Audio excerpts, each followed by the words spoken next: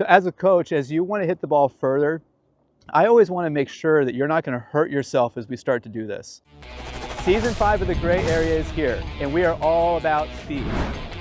You want to get faster, but you don't warm up properly? Let's talk about it.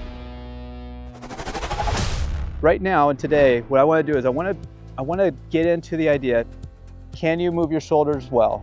Can you move your spine well, your neck well, a little bit in your hips? And just say, here's some tips, here's some things you can look for to do at home. And if you can do them, then we can move on to the next step. If not, we need to get with a professional and make sure that you can move well enough in order to swing the club faster without hurting yourself.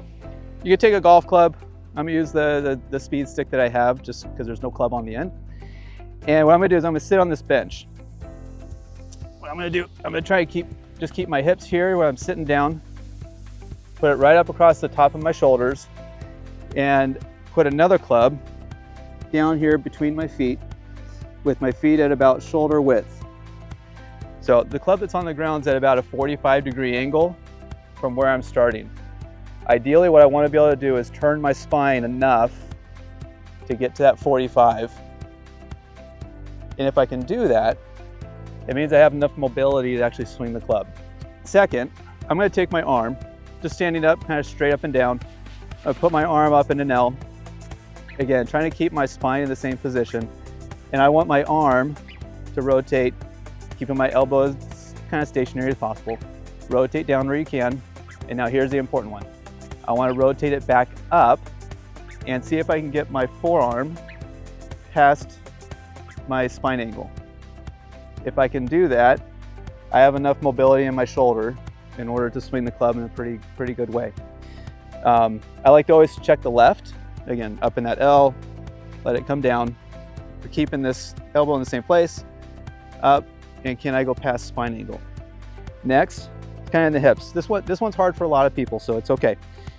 And what I'm trying to do is I'm trying to move my upper body and lower body independently.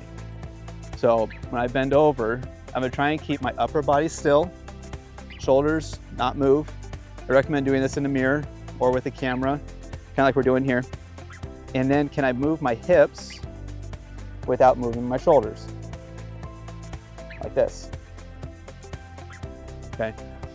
If you can do that, again, you have probably enough mobility down here where you are able to swing the club with some speed with at least a low risk of injury. One last one.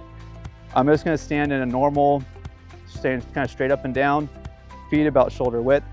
And what I'm going to try and do is I'm going to rotate, turn my hips, shoulders, and then my head and see how far behind me I can look.